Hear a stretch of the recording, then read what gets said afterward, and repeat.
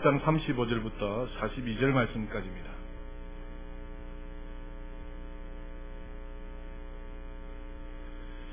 하나님 말씀은 요한복음 1장 35절부터 42절 말씀까지입니다. 제가 봉독하여 드리겠습니다. 요한복음 1장 35절입니다. 또 이튿날 요한이 자기 제자 중 두 사람과 함께 섰다가 예수께서 그니심을 보고 말하되 보라 하나님의 어린 양이로다. 두 제자가 그의 말을 듣고 예수를 따르거늘 예수께서 돌이켜 그 따르는 것을 보시고 물어 이르시되 무엇을 구하느냐 이르되 랍비여 어디 계시오니까 하니 랍비는 번역하면 선생이라. 예수께서 이르시되 와서 보라. 그러므로 그들이 가서 계신 데를 보고 그날 함께 그하니 때가 10시쯤 되었더라.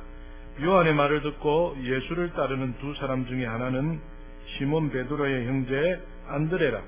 그가 먼저 자기 형제 시몬을 찾아 말하되 우리가 메시아를 만났다고. 메시아는 번역하면 그리스도라. 데리고 예수께로 오니 예수께서 보시고 이르시되 내가 요한의 아들 시몬이니 장차 게바라리라 하시니라. 게바는 번역하면 베드로라. 아멘. 오늘부터 저희 교회는 새생명 전도대회를 실시합니다. 12월 성탄절이 있는 그 한 주 전까지 우리가 그동안 관계를 가졌던 또 기도하였던 그런 우리 전도 대상자들을 주님의 교회로 옮겨오는 그런 시간들을 가지게 될 것입니다.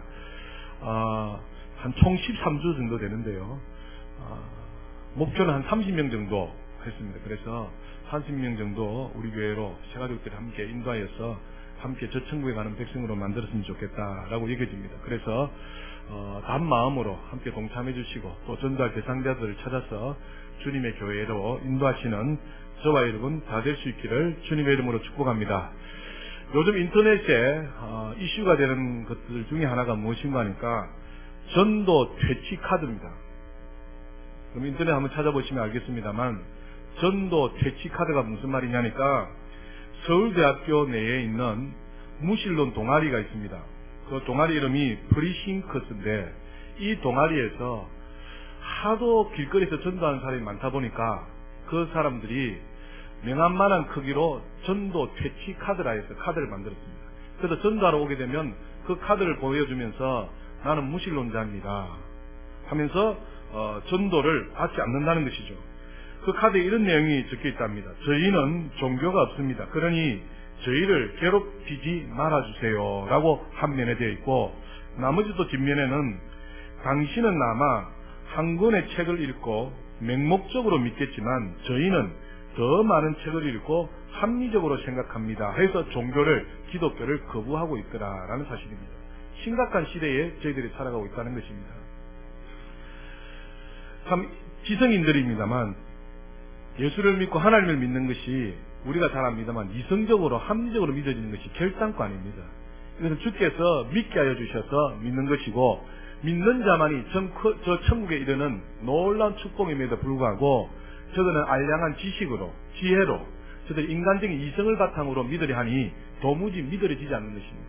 그래서 사회가 지금 기독교를 대하여서 박해를 하고 있고 기독교가 전도하는 이 운동을 평화해서 전도 퇴치 운동을 벌이고 있다라는 심각한 시대에 저희들이 살아가고 있다는 사실을 기억하여서 예수 믿게 된 것에 대하여서 하나님 앞에 무한 감사를 돌려드리는 저와 여러분 다 될 수 있기를 주님의 이름으로 축복합니다. 또 한 가지 그렇다고 해서 우리가 전도하지 않을 것이냐? 전도해야 된다라는 것입니다. 전도하는 것은 우리에게 주신 사명이요 또 전도하는 것은 하나님의 뜻이기 때문에 이 선교와 구제와 전도하는 이 일에 우리 교회가 이 결실의 계절을 맞이해서 열심히 달려가시는 저와 여러분 다 될 수 있기를 주님의 이름으로 축복합니다. 이 전도 퇴치 카드를 제가 보면서 한 가지 생각을 했어요. 곰곰이 보면은 우리 예수 믿는 사람들은 사실은 지금은 수평이동이라 해서 전도를 잘 하지 않습니다. 예전에는 소신자들에게 전도하고 오면 목사님들이 신방하고 말씀을 통해서 양육하고 있는데 지금은 거의 다가 수평이동입니다. 그래서 교회 내에서도 계속해서 강조하고 있는 것이 무엇입니까? 정착하려고 한다는 것이죠. 그래서 정착 프로그램을 만들어서 정착하려 했는데 정착 프로그램도 만들고 또한 전도하여서 많은 사람들 하여금 주님의 교회에 나와서 예수를 영접하고 저 천국의 백성으로 만들어가야 될 사명이 저와 여러분에 있다라는 사실입니다. 그래서 수평 이동을 하다 보니까 어떤 교회는 많은 성도들이 모여서 큰 교회가 있는가 하면 또 수평 이동하다 보니까 그렇지 못해서 거의 학자들이 이야기합니다. 2050년 정도 되면은 거의 교회들이 문을 닫지 않겠는가 이렇게 이야기하는 이야기도 들어보고 있더라는 사실입니다. 우리 교회 이곳에 온 목적은 이곳에서 하나님을 더 잘 섬기고 하나님 주신 사명을 더 잘 감당하기 위해서 이 대방동에서 안민동 지역까지 오신 줄 믿습니다. 우리에게 주신 사명을 잊지 마시고 끝까지 주님의 복음을 전파하는 더 잘 섬겨드리는 우리 모두가 다 될 수 있기를 다시 한번 주님의 이름으로 축복합니다. 옆에 분에게 한 번 더 인사 나누실 때에 전도합시다 라고 한번 인사합시다.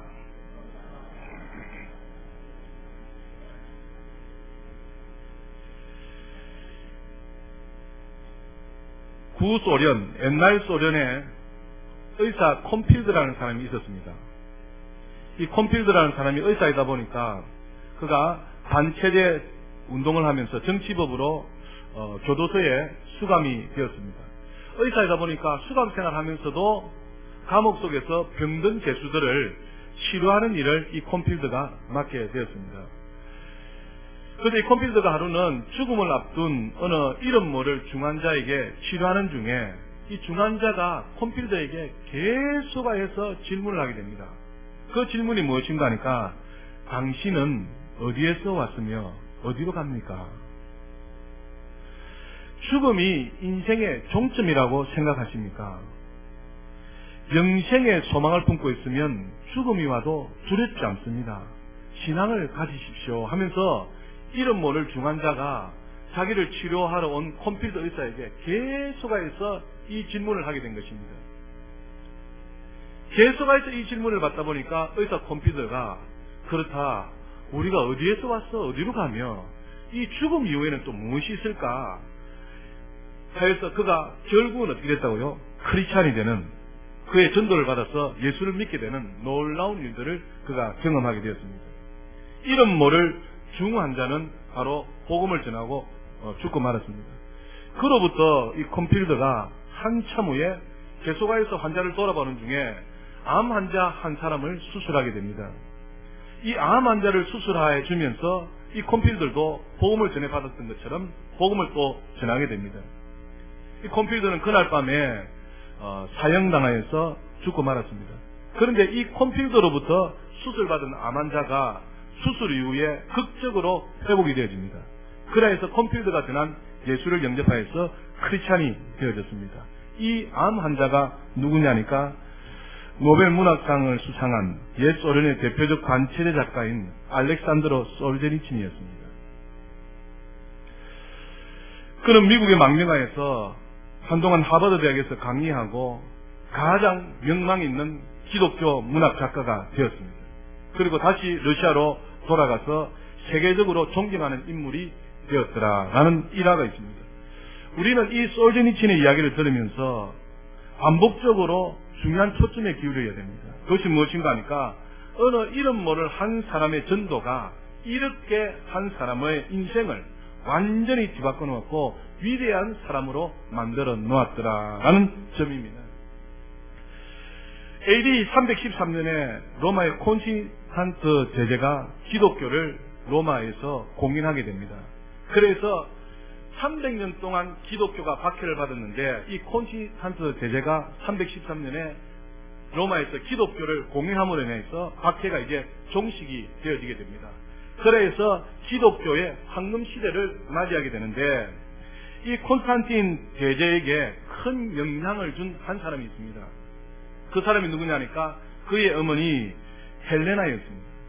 이 헬레나의 신앙이 아들 콘스탄트 제제에게 계속적으로 아름다운 영향을 주어서 그가 로마를 기독교로 공인하게 되는 이 놀라운 역사를 하게 되었더라는 사실입니다. 그런데 이 헬레나의 신앙에 영향을 준 이름 모를 한 사람이 있습니다. 그 사람이 누구냐니까 헬레나의 남편은 콘스탄틴 대제 1세인데요. 그가 로마 항실에서 참전관으로 일하고 있을 때였습니다. 그가 로마에서 영국으로 총독부의 발령을 받아서 부임하게 되었습니다. 그래서 헬레나도 남편과 함께 영국 총독부로 넘어가서 거기서 생활하게 되는데 자기 집에 한 하인이, 여자 하인이 있게 되었습니다. 이 여자 하인이 하녀가 계속해서 이 헬레나에게 복음을 전하게 된 것입니다. 이 어린 하녀로부터 복음을 전해받은 이 헬레나가 기독교인이 되어졌고, 그 헬레나의 영향을 받은 콘스탄틴 대제가 로마를 기어코 기독교로 공격해야 되는 놀라운 역사를 이루었더라라는 일화가 있습니다. 사랑하는 여러분, 여기서 우리는 중요한 한 가지 사실을 깊이 생각해야 합니다. 그것이 무엇인가 하니까 이름 모를 한 사람의 전도를 통해서 역사를 바꿔 놓을 수 있는 위대한 인물이 만들어질 수 있다는 것입니다. 이름 모를 한 여자의 전도를 통해서 로마 황실의 정권이 바뀌어지는 일들이 있었더라라는 사실입니다. 한 사람의 평범한 전도가 그 사람의 인생을 위대하게 만들어줄 수 있는 줄 믿습니다. 한 집안의 가문과 철동을 축복되게 하는 줄 믿습니다. 더 나아가 한 지역과 한 민족, 한 나라를 복음화시킬 수 있다라고 확실히 믿습니다. 역사의 새로운 전환점을 줄 수 있다라고 믿습니다. 그래서 한 사람의 이름 모를 그 전도가 필요하다라는 사실입니다. 여러분, 바울을 보십시오. 바울 그 한 사람을 통하여서 아시아와 유럽이 복음화되었다는 거 아니겠습니까? 이레니우스라는 한 사람을 통하여서 프랑스가 전역이 복음화를 이루었습니다. 보니테이스 이 한 사람을 통하여서 독일이 바뀌어졌더라라는 사실입니다. 중국이 왜 복음화되었습니까? 중국이 왜 예수 믿는 사람이 들어갔습니까? 바로 허드슨 테일러가 중국 복음화를 위해서 그 한 사람이 희생되었기 때문이다라는 사실입니다. 우리 한국에도 언더우드 선교사가 들어와서 지금 우리가 이렇게 예수 믿는 놀라운 축복을 받아 누리게 되었더라라는 사실입니다. 아프리카에는 리빙스턴 그 한 사람으로 인하여서 중앙아프리카가 그렇게 복음을 받아들이는 놀라운 기적을 베풀었더라라는 사실입니다. 이름 모를 한 사람의 전도가 이렇게 위대한 일을 감당할 수 있다라는 사실을 기억해야 합니다. 그래서 우리 모두도 참 한 사람의 전도가 굉장히 중요하다는 사실을 인식하면서 우리 모두가 주님 주신 사명을 감당하실 수 있기를 주님의 이름으로 축복합니다. 이런 한 사람이 오늘 본문에 나타나는 주인공인 안드레입니다. 이 안드레 한 사람의 전도를 통하여서 그 형 베드로가 예수님을 만나게 되고 예수님의 대사도가 되어지고 기독교의 초석을 이루었더라라는 사실입니다. 일방적으로 전도를 못하거나 전도를 안 하는 이유에 대해서 네 가지로 이렇게 이야기를 합니다. 첫 번째로 왜 전도하지 않느냐, 전도를 못하느냐, 통상적입니다. 구원의 확신이 없기 때문이다 라고 이야기합니다. 이게 무슨 말씀이냐 하니까, 만약 내가 오늘 밤에 죽어도 나는 천국 갈 수 있다라는 확실한 구원의 확신, 이것이 없기 때문에 전도하지 못한다는 겁니다. 내가 오늘 죽어도 나는 천국 갈 수 있다면 이 천국이 너무 좋기 때문에 이 구원의 확신을 가진 사람은 뭐 할 수 있다고요? 전도할 수 있다는 것입니다.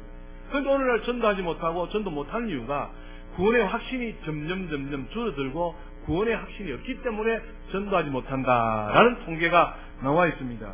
두 번째는 왜 전도하지 못하느냐 하니까 구원의 감격이 사라지기 때문에 그렇다는 겁니다. 구원의 확신이 없어서도 전도하지 못하고 구원의 감격이 사라지기 때문에도 전도하지 못한다라고 이야기합니다. 사랑하는 여러분, 우리가 처음 예수를 믿었을 때 기억하십니까? 우리가 처음 예수를 믿었을 때 너무 좋아서 눈물을 흘리며 콧물을 흘리며 회개하고 자복하고 통회하며 너무 주님 만난 기쁨이 좋아서 늘 교회에 출입하면서 또 주님의 나라를 위하여서 전도하면서 그렇게 생각하였던 그 모습들이 있지 않습니까? 오늘날 전도하지 못하는 이유가 뭐냐? 구원의 감격이 사라지기 때문에 그렇다라고 이야기합니다. 사랑하는 여러분, 오늘 우리 모두 구원의 감격들이 회복될 수 있기를 주님의 이름으로 축복합니다.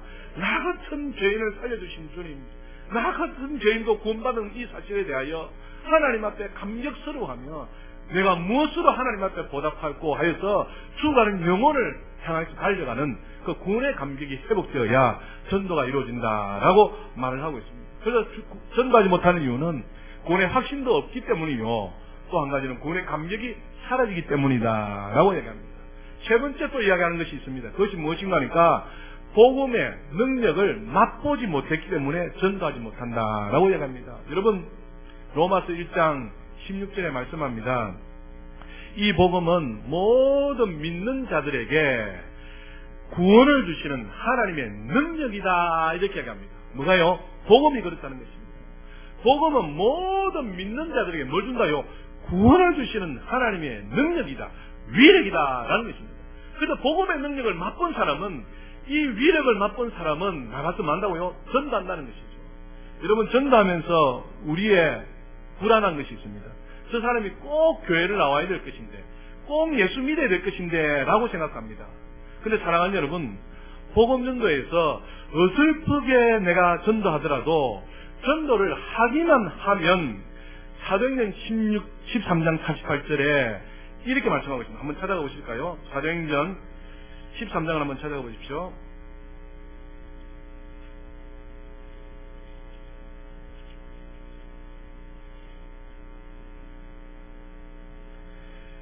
사도행전 13장 48절.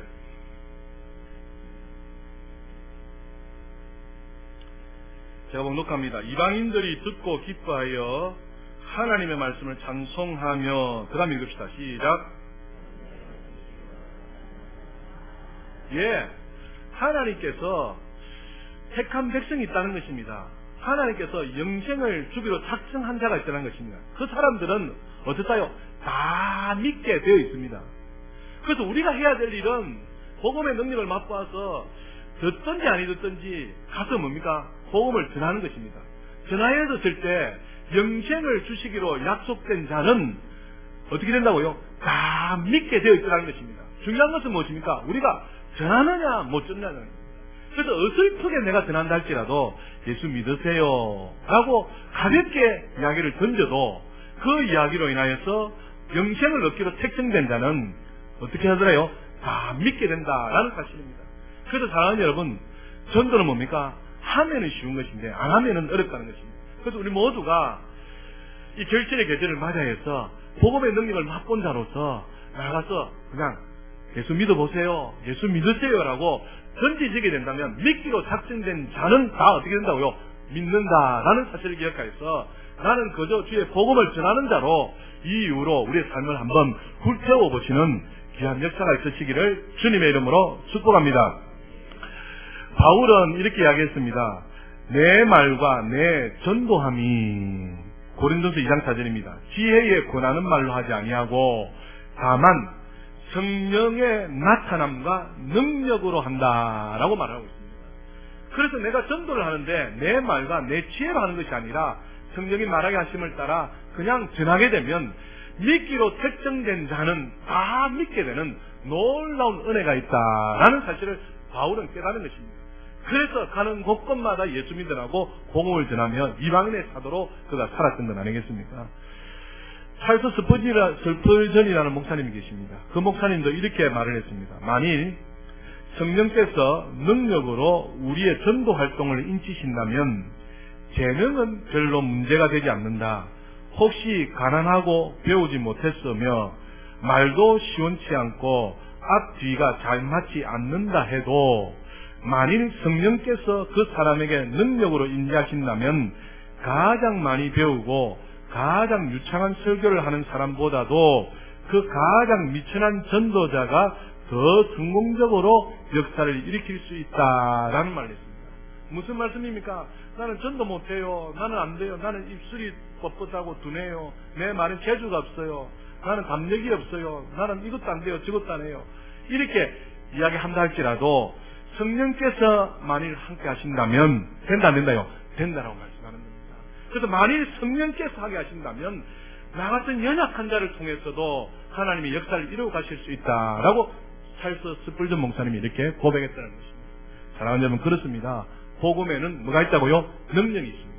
그래서 믿기로 작정된 자는 다 결국은 돌아오게 되어 있는데 우리의 어설픈 전도랄지라도 전함으로 인하여서 구원받는 귀한 역사를 이루어가시는 우리 모두가 다되어야 될 줄 믿습니다. 전도를 하지 않는 또 다른 이유를 두고서 이렇게 이야기합니다. 영혼을 향한 사랑이 부족하기 때문에 그렇다라고 이야기합니다. 영혼을 향한, 저 죽어가는 영혼들을 향하여서, 저 지옥으로 달려가는 저 영혼들을 향하여서 불쌍히 여기는 마음, 그 마음이 내게 없기 때문에 전도하지 않는다라고 이야기합니다. 여러분, 좋은 병원이나 좋은 약국에서 효염을 보면 어떻습니까? 반드시 그 좋은 약국, 그 병원을 어떻게 합니까? 선전합니다. 참 비교 대상은 안 되겠지만 우리가 주님을 사랑하고 또 영혼을 사랑하는 그 마음이 있다면은 그 지옥불을 향해서 달려가는 영혼을 향하여서 주님을 만나요? 소개한다는 것입니다. 그래서 전도는 어려운 것이 아니라 내가 만난 주님을 소개하는 것이다 라는 것입니다. 오늘 안드레가 가장 잘 보여주고 있습니다. 41절 말씀을 보시면 그가 먼저 자기 형제 시몬을 찾아 말하되 우리가 누구를 만났다고요? 메시아를 만났다라고 이야기합니다. 원래 이 안드레는 세례 요한의 제자였습니다. 세례 요한의 제자로 있다가 예수께서 그리심을 보고 세례 요한이 뭐랍니까? 보라, 저 세상계를 지고 가는 하나님의 어린 양이로다 이렇게 이야기합니다. 당시에 메시아 대망 사상이 있었습니다. 당시에 메시아가 오시기를 학수고대했습니다. 지금은 누구를 기대해야 됩니까? 다시 오실 주님을 학수고대하듯이 그 당시에는 메시아가 오시기를 기대하였습니다. 그런데 세례 요한이 말하기를 저 사람이 세상죄를 지고 가는 하나님의 어린 양이로다 라고 말을 하게 된 것입니다. 그때에 안드레와 함께 두 제자가 그 이야기를 듣고 그때부터 예수를 따라갔습니다. 그래서 이 안드레도 그가 확실하게 예수님이신지 그가 확실하게 메시아인지 그가 그 가르침을 받게 되는 것이죠. 그래서 성경을 보니까 39절에 보니까요, 예수께서 이르시되 와서 보라. 그러므로 그들이 가서 계신 데를 보고 그날 함께 그 안이 때가 몇 시쯤에 10시쯤 되었더라 이렇게 이야기합니다. 저 사람이 세상죄를 지고 가는 하나님의 어린 양이로다 하여서 안드레와 함께 그 예수님에게 가서 하루 종일 뭡니까? 확신한 것입니다. 확인한 것입니다. 저 사람이 진짜 오실 메시아인가, 진짜 오실 예수님이신가 하수고대인데 아니나 다를까 이 안드레에게 확신이 있었던 것입니다. 아, 저분이, 저 예수님이 바로 인생의 모든 문제를 해결하고 이 유대교를 평화로 통일할 메시아, 기름 부음 받은 종임 확신하구나 해서 그가 고백하지 않습니까? 41절에 그가 먼저 자기의 형제 시몬을 찾아가 말하되 뭐랍니까? 우리가 메시아를 만났다라고 증거하게 된 것입니다. 전도가 이것입니다. 내가 만난 예수님을 소개하는 것이 뭐다고요? 전도라는 것입니다. 내가 예수님을 만나보니까 좋다면 좋다요. 너무 좋은 것입니다. 내가 예수님을 만나보니까 너무너무 좋은 것입니다. 우리 인생의 모든 문제의 해결자 예수님이시고 이 예수님만 믿기만 하면 저 천국에 이르는다는 확실한 믿음이 생기게 된 건 아니겠습니까? 그래서 안드레가 맞다 오실 메시아가 이분이 확실하다 해서 그가 만난 예수님을 뭡니까? 증거하는 것 아닙니까? 전도가 이것입니다. 사랑하는 여러분, 내가 만난 예수님을 많은 것이다고요? 소개하는 것입니다. 그래서 이웃에게 내가 주님을 만났는데, 내가 하나님을 인격적으로 만났는데 너무 귀하고 복된 주님입니다. 예수 믿어서 우리가 이 지옥으로 떨어져야 될 백성이 천국으로 간다라고 간증하는 그것이 바로 뭐다고요? 전도다라고 말씀하는 것입니다. 하나님을 만났는데 사랑하는 여러분, 인격적으로 만나셔야 됩니다. 인격적이라는 말이 무슨 말입니까? 지정의로 만나야 됩니다. 내가 많은 지식을 습득하였음에도 이것이 참 주님 앞에서는 부질없는 것이었다는 것을 경험을 떠서 만나는 것입니다. 내가 이렇게 분노하고 내가 이렇게 화를 내야 될 지경이었음에도 불구하고 하나님께서 나의 감정을 통제하여 주셔서 내가 이렇게 화를 안 내어서 내가 이렇게 주님을 만나서 내가 이렇게 하나님께서 큰 역사를 베풀어 주셨다. 만난 주님을 소개하는 것입니다. 그것이 바로 뭐다고요? 전도다라고 말씀하는 것입니다. 그래서 안드레가 자기가 그렇게 확신하였던 그 주님을 이제 어떻게 합니까? 가장 먼저 자기 형 베드로에게 소개합니다. 41절을 다시 보십시오. 그가 먼저 자기의 형제 시몬을 찾아 말하되 이렇게 이야기합니다. 전도라는 것은 내가 만난 예수님을 소개하는 것입니다. 두 번째 전도라는 것은 무엇인가 하니까 가장 가까운 이웃에게 소개하는 것입니다. 우리는 전도하면 거창하게 생각합니다. 크게 생각합니다. 그런데 보니까 안드레는 어떻게 전도했다고요? 먼저 자기 누구에게요? 형제 시몬에게 가서 전도했더라라는 사실입니다. 가장 가까운 사람에게 가서 뭐 했다고요? 전도했다는 것입니다. 가장 지척에 있는 사람에게 가서 내가 이런 분을 만났는데 이분이 바로 예수님이시다라고 소개를 하였더라라고 말씀하는 것입니다. 예수님께서 이 땅에 오신 목적이 여러 가지가 있습니다. 그 중에 하나가 내가 이 땅에 전도하러 왔노라라고 말씀하시는 장면이 있습니다. 그것이 마가복음 1장인데요. 한번 찾아가 보십시오. 마가복음 1장 38절에 보면 나와 있습니다.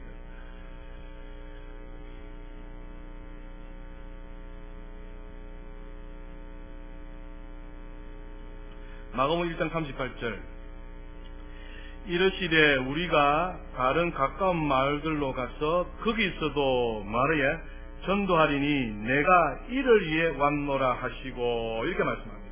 예수님께서 오신 목적이 예수님도 말하러 왔다고요?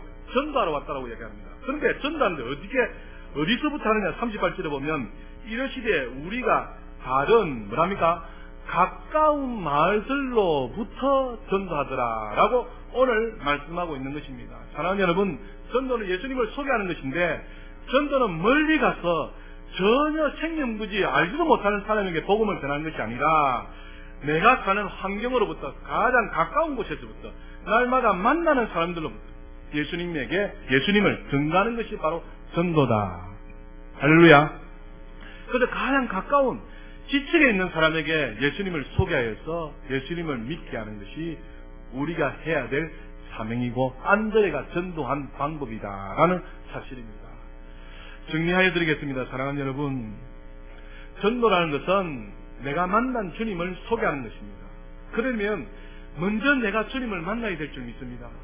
내가 주님을 만났더니 이렇게 좋더라고. 내가 주님을 만났더니 이런 복이 있더라고. 내가 주님을 만나서 이제 지옥 백성에서 천국 백성이 되었다라고 그 기쁨과 감격 속에 주님을 소개하는 것이 뭐라고요? 전도입니다. 그럼 어디서부터 해야 되느냐? 가장 가까운 곳에서부터 전도하시는 저와 여러분이 다 될 수 있기를 주님의 이름으로 축복합니다. 저 먼 곳 생명부지 알지 못한 사람이 와서 내가 복음을 전파리라, 그것도 전도입니다만 안드레는 어디부터요? 가장 가까운 이웃에서부터 자기 형 시몬 베드로에게 전도함으로부터 시작되었더라라고 안드레는 우리에게 교훈해주고 있더라라는 사실입니다. 그래서 사랑하는 여러분, 오늘 이후로 가장 가까운 이웃에게 복음을 전하는 우리 모두가 다 될 수 있기를 주님의 이름으로 축복합니다.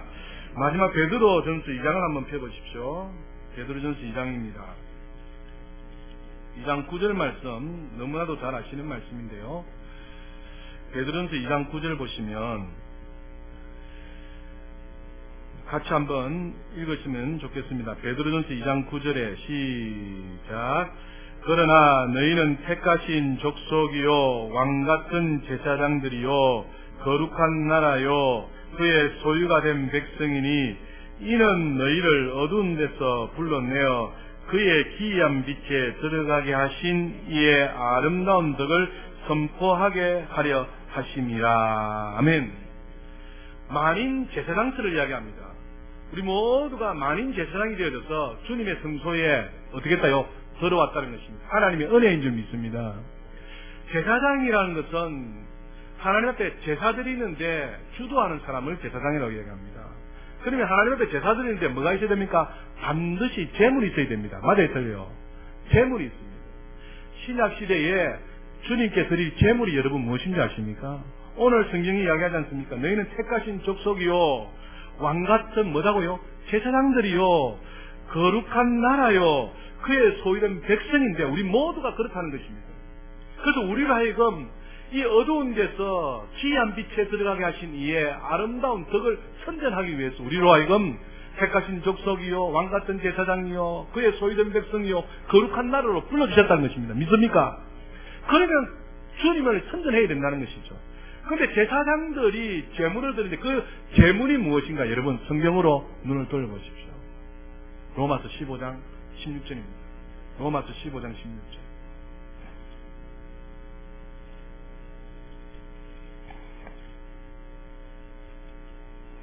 (15장 16절) 로마서 15장 16절 259쪽입니다. 같이 읽읍시다. 시작. 이 은혜는 곧 나로 이방인을 위하여 그리스도 예수의 일꾼이 되어 하나님의 복음의 제사장 직분을 하게 하사 이방인을 제물로 드리는 것이 성령 안에서 거룩하게 되어 받으실 만하게 하려 하심이라. 아멘.